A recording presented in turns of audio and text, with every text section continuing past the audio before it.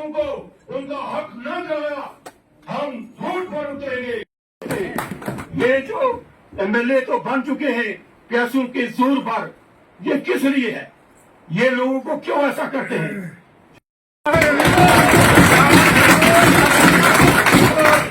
पंजा नहीं कसेंगे तो इनको हम रोड पर उतरकर हम से बाहर ट्रांसफर हो रही है।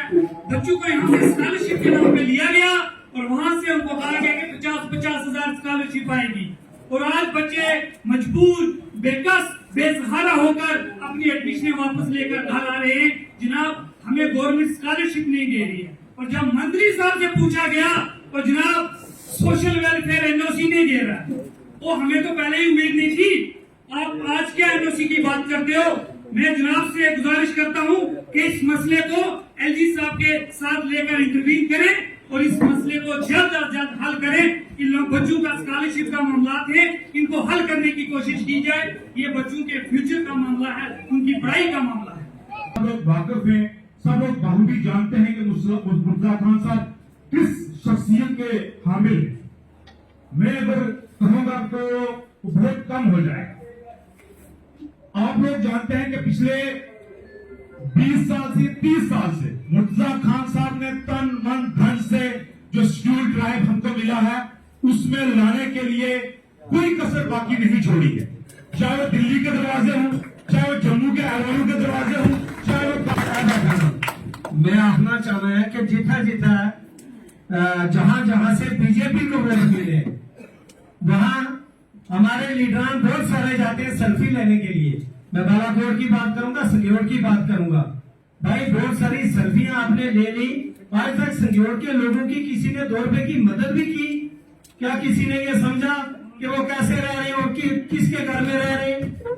मेरी ये गुजारिश रहेगी इस मंच से कि अगर हमें ये पहाड़ी का दर्जा ना मिला हुआ होता और ये साजिशें करने वाले लोग ये खुदा की कसम ये इलेक्शन ही नहीं लड़ पाते और ना आज हम यहाँ इकट्ठा हो पाते अगर। और क्योंकि अब हमारी फर्स्ट एंड लास्ट पहाड़ी, क्योंकि हम भी पहले कांग्रेसी थे, फिर पीडीपी में रहे, फिर नेशनल कॉन्फ्रेंस रहे। अब हम हमारी जमात जो है वो बीजेपी ही है कि जिन्होंने हमारी बच्चों पे रहम किया, हमारी कौम पे रहम किया। कोई सोचते नहीं थे जिस वक्त ये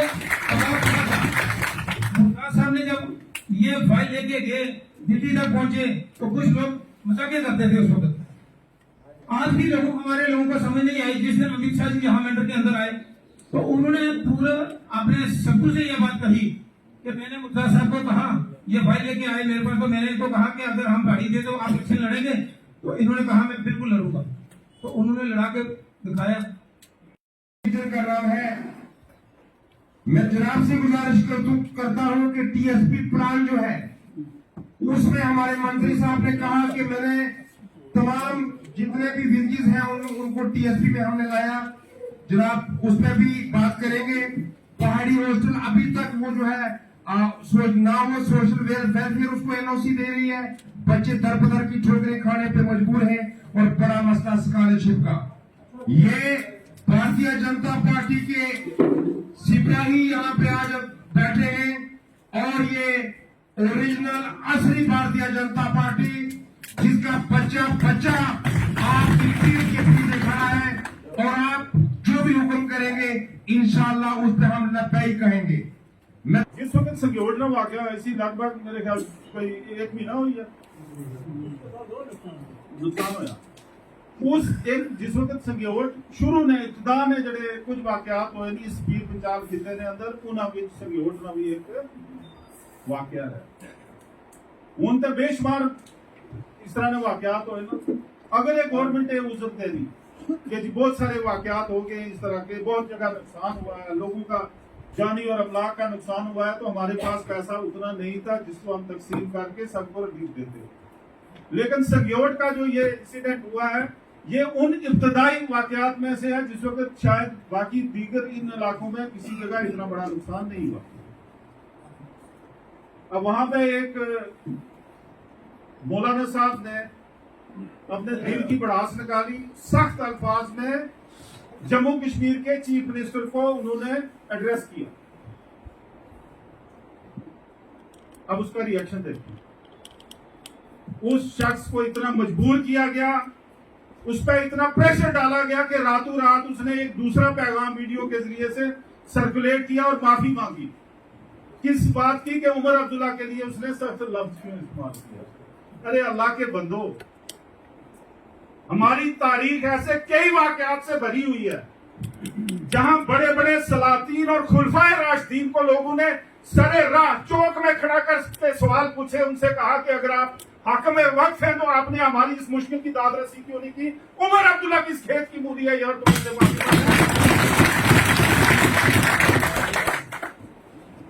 उसके रिएक्शन में यहां आपके मकामी मिनिस्टर साहब वहां जाते हैं। आप यकीन जानो, मुझे पूरा एतमाद और तसल्ली और इत्मीनान था कि एक काबीना दर्जे का वजीर वहां पे जा रहा है तो अपनी जेब खाली लेके तो नहीं जाएगा ना कुछ लेके जाएगा वहां, और वो भी अपने घर से नहीं लेके जाना है। रियासत का जो खजाना है, जो इसके लिए फंड कायम हुआ है, उसमें से कुछ लेके जाना है वहां पे। और वो चीफ मिनिस्टर जो उसको वहां पे भेज रहा है, उस चीफ मिनिस्टर को भी पता है कि मैंने एक ऐसी जगह पे मैंने अपने मिनिस्टर को भेजना है जहां पे लोग मुश्किल हैं।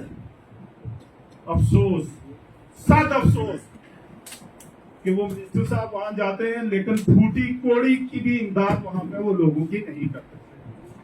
मैं उमर साहब आपसे सवाल करता हूं, क्या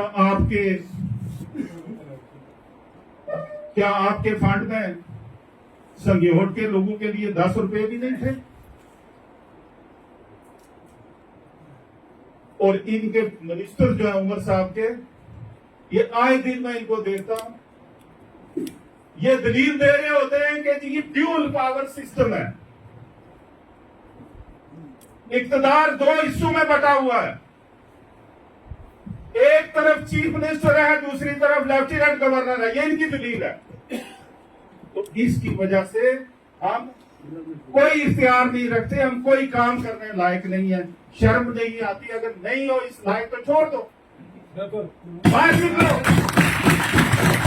लेकिन आप कुर्सी के साथ चिमटे हुए हो, और ये आप पहले नहीं हो। आपके बाबा जानी और आपके बाबा जानी के बाबा जानी भी इसी कुर्सी के चक्कर में जम्मू कश्मीर का बेड़ा कर चुके हो। ये तारीख 1947 से लेकर 2019 तक जम्मू कश्मीर रियासत थी। ये 1947 से लेकर 2019 5 अगस्त तक रियासत मौजूद थी। और इस दौरान 1947 से लेकर 52 तक उमर साहब के दादा मरहूम, उसके बाद बख्शी साहब, उसके बाद सादिक साहब, उसके बाद कासम साहब, उसके बाद फिर से इनके दादा जानी, और फिर बीच में डॉक्टर फारूक साहब, और फिर बीच में उसके बाद उनके बरादर निस्बती गुलाम अहमद शाह साहब, और उसके बाद मुफ्ती साहब। यही लोग रहे हैं ना इक़्तिदार में। रियासत वहां पर मौजूद थी। इनकी या अपनी शराकत, अपनी हुकूमत थी, या कांग्रेस के साथ शराकत थी इस सारे दौर में 1947 से लेकर 1987 तक। बल्कि उसके बाद भी जब गवर्नर रूल लगा उस वक्त भी कांग्रेस की हुकूमत थी। आज नेशनल कॉन्फ्रेंस और कांग्रेस दोनों अपने आप को सगा भाई मानते हैं, और ये हकीकत भी है। ये जम्मू कश्मीर का इल्हाक, ये 2 खानदानों का इलाज था। आपको याद होगी तारीख, लाल चौक में पंडित नेहरू ने चीफ मिनिस्टर साहब से कि 1947 से लेके 2019 तक तो आप ही की हुकूमत थी, दोनों की भाइयों की, एक बड़ा भाई एक छोटा भाई, पंडित नेहरू जी हो या शेख साहब हो, आपस में एक ही मामला था। तो इस दौरान क्या वजह थी कि आपने जम्मू कश्मीर की तरक्की नहीं की, रियासत होने के बावजूद? जो आज आपको जरूरत पड़ी है कि जम्मू कश्मीर की तरक्की तब तक नहीं हो सकती जब तक रियासत न हो। ये इंसान की अकल में समझ आने वाली बात है कोई? भाई आप ही मुख्तार थे इस रियासत से थे, तो आज 19 तक आपने क्यों नहीं की? दूसरी बात जो मुझे समझ में आती है वो ये है, उमर साहब ने इलेक्शन जब लड़ा तब तो ये कहा था जी कि मैं इस असेंबली का इलेक्शन लड़ना ही नहीं चाहता हूं, जो असेंबली यूटी की हो और जहां लेफ्टिनेंट गवर्नर जो है वो इक़्तिदार रखता हो, पावर रखता हो। तो घर में किसी ने उनको समझाया होगा कि ये बेवकूफी की बातें मत करो, कुर्सी होती है, इलेक्शन लड़ो, और उसका उन्होंने फायदा उठाया, कुर्सी हासिल कर दी। अब उनके वजीर क्या कहते हैं? वजीर कहते हैं जी ड्यूअल पावर सिस्टम है, और ड्यूअल पावर सिस्टम के अंदर हमारा इख्तियार नहीं है। कल मैं नायब वजीर आला का बयान सुन रहा, उसने कहा जी कि हमने सड़कें बनाने के लिए कश्मीर के अंदर और जम्मू के अंदर 2 चीफ इंजीनियर्स को तोसी देनी थी, एक्सटेंशन देनी थी। नौकरी की मुद्दत 60 साल की है, लेकिन हमने उनको बढ़ानी थी मुद्दत, वो गवर्नर ने नहीं माना। इस वजह से हम ये कहते हैं कि जी गवर्नर जो है वो हमारे काम में रुकावट डाल।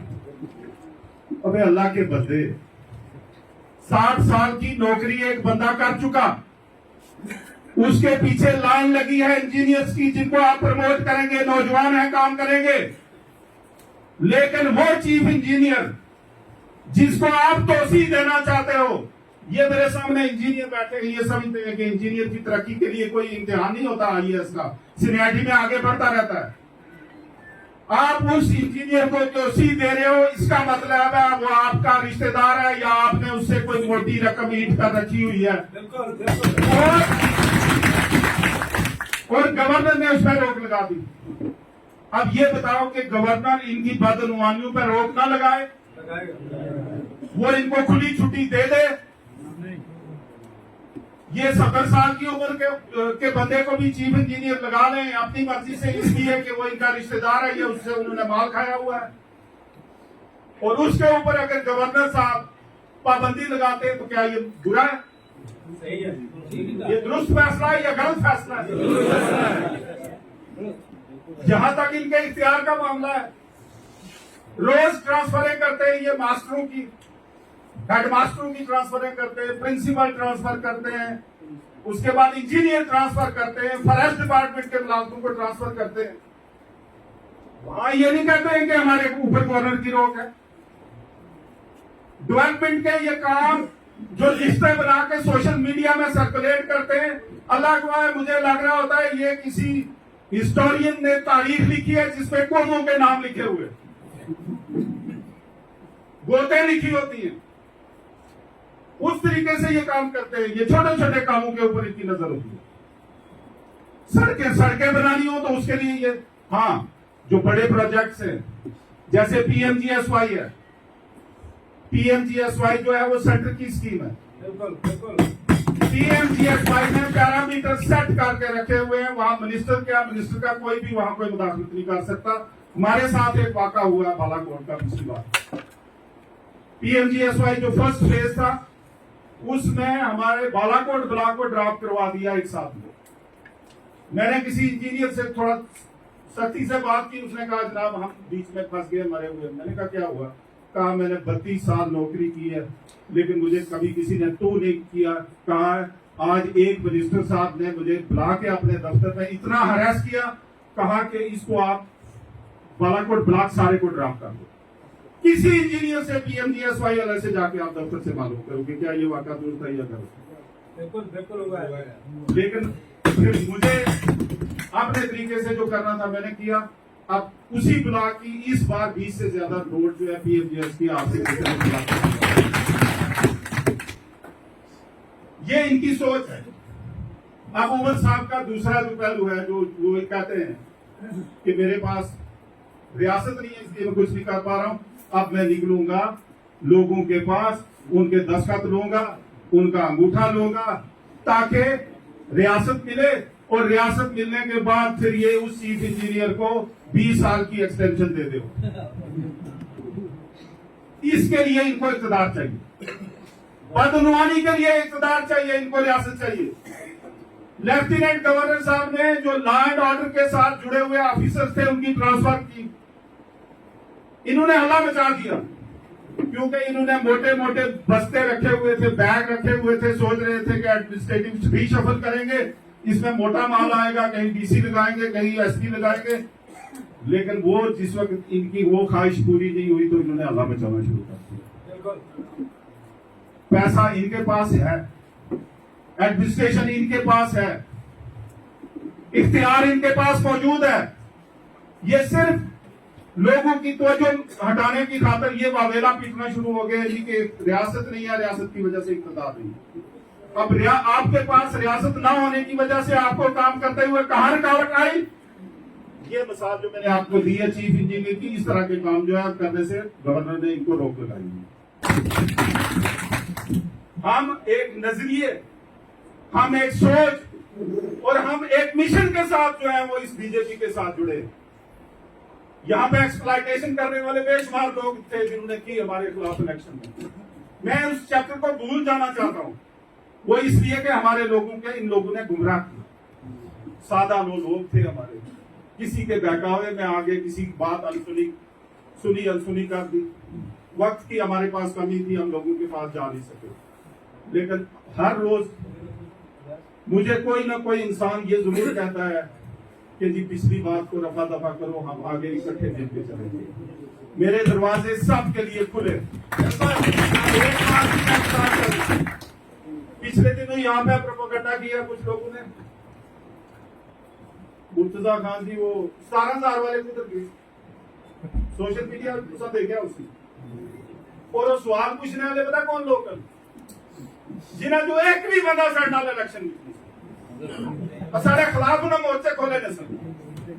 वो 7-8 बंदे मैं कल देखना सर जरा तिरंगा यात्रा में नाम पर जरा जुलूस निकलना सब 60-70 बंदे ना, उसने अगे जड़े सन मोरे 8 बंदे, वो 8 ने 8 साढ़े खिलाफ मुखालिफ सन, साढ़े खिलाफ काम कर रहे सन। और आज अगर वो सारे एक घर चाहिए इकट्ठे होने तो तुसा समझना चाहिए उस घर ने अंदर केड़ी वजह है कि उत्था की इकट्ठे होने हैं। मेरी बीजेपी ये लोग है, ये लोग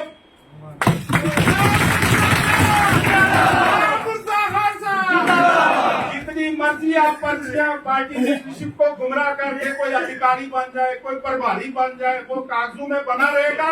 लेकिन मेरे इन पहाड़ियों के दिल का प्रभारी वो है जो इलेक्शन मैं आधे रास्ते ही सटने वाला इंसान ना कोई लोग आने। आज मैं तुझे सिर्फ इस बात का बताया कि मैं उन्हें यह दसना चाहता कि मेंटर ने लोग बेहोश नहीं हैं, एक गैरतमंद लोग हैं। एक तमाशा नहीं जाते गिरने ने ज्यादा नहीं कुछ आना चाहिए, समझ उन्हें यह समझना चाहिए कि बीजेपी कौन है मेंटर में, उसने प्रभारी कौन है, उसने मंडल प्रधान कौन है, उसने कार्यकर्ता कौन है। अमित शाह ने सिपाही इतना करा और बीजेपी ने सिपाही कराया। भाई आप भारतीय जनता पार्टी, भारतीय जनता पार्टी,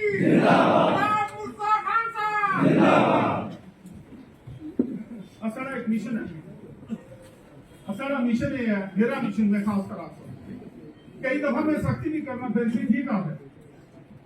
मेरे तो छोटे नहीं आखिरी बनना मैं सख्ती करता हूँ, मैं सख्ती शुरू करता हूँ।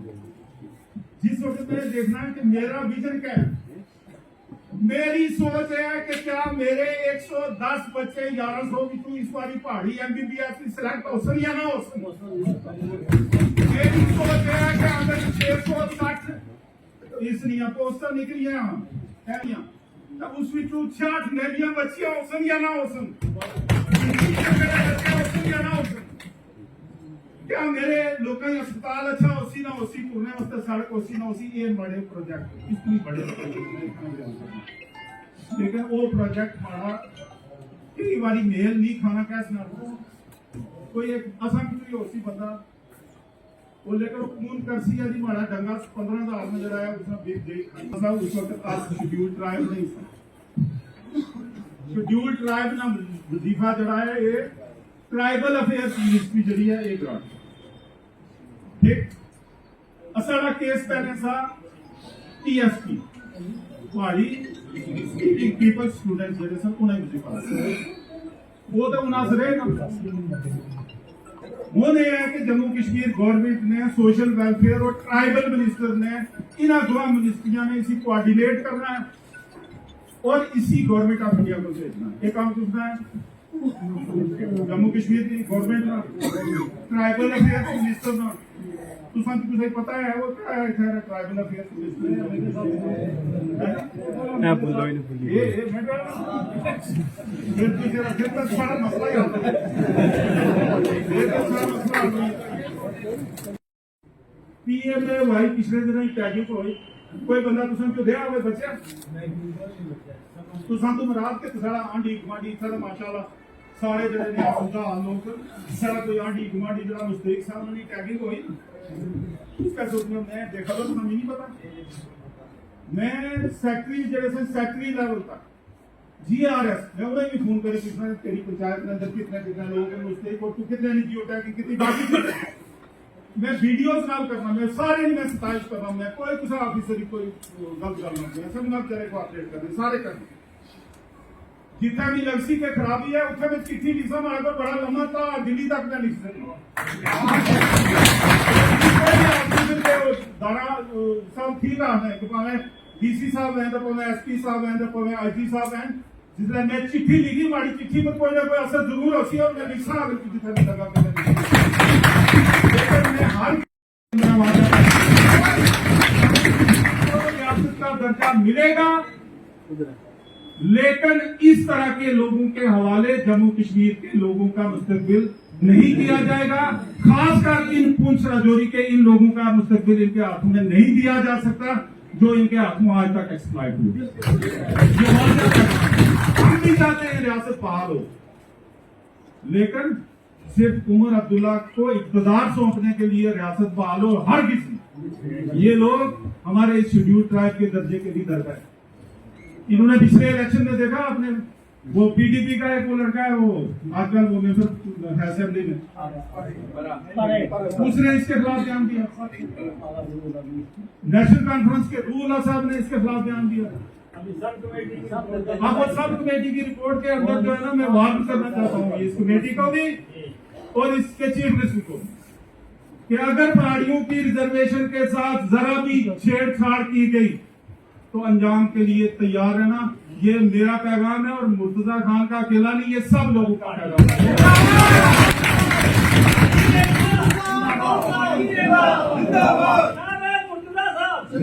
मेरा तो मशवरा है उमर साहब को अगर आपने ये कैंपेन चलानी है तो उमर साहब आओ मैं भी आपके साथ चलता हूँ। हम कैंपेन पता क्या चलाते हैं कि 1947 को जो रियासत जम्मू कश्मीर थी उसको बाद लेकिन अगर ये उमर अब्दुल्ला उसके लिए निकल जाए मैं सियासत छोड़ इनके बाप का भी और इनके दादा का भी यही प्रोग्राम था कि ये बॉर्डर इधर ही रहे ये लोग तकसीम रहे और ये कुर्सी इनके उधर पड़ी रहे है ना इधर कुछ इस तरह की तस्करी कैंपेन में जाने वास्ते तैयार है हो कोई बंदा तुझे जाने से तैयार है तुम सारे जनाब इस उमर अब्दुल्ला ना इसकी मुखालफत करने लिहाजा उसी आज जो आना में कि अगर लोग मेरी बात नहीं सुनेंगे तो मैं समझूंगा मैं नाकाम हूँ। उमर साहब ये लोगों की बात सुन लो ये लोग नहीं है ये तहसील सेंटर पूरी है।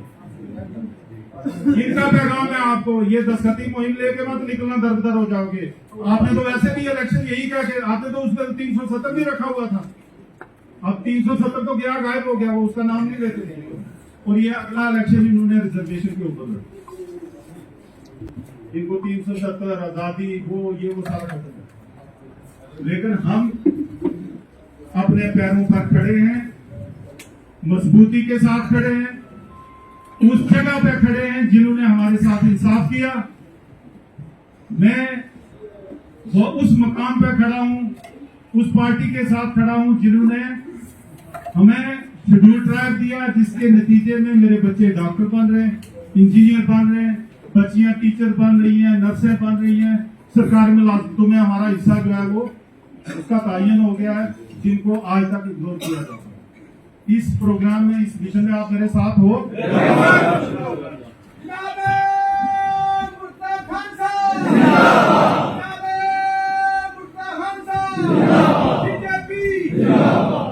ਅੱਛਾ ਇਹ ਇਲਾਕੇ ਵਿੱਚ ਇਹਨਾਂ 10 ਮਹੀਨਿਆਂ ਦੇ ਦੌਰਾਨ ਪਿਛਲਾ ਜਿਹੜਾ ਪੀਐਚਸੀ ਦੀ ਜਲ ਸ਼ਕਤੀ ਦੀ ਸਕੀਮਾਂ ਪਰ ਕੰਮ ਚੱਲਦਾ ਸੀ ਉਹ ਜਾਰੀ ਰਿਹਾ ਹੈ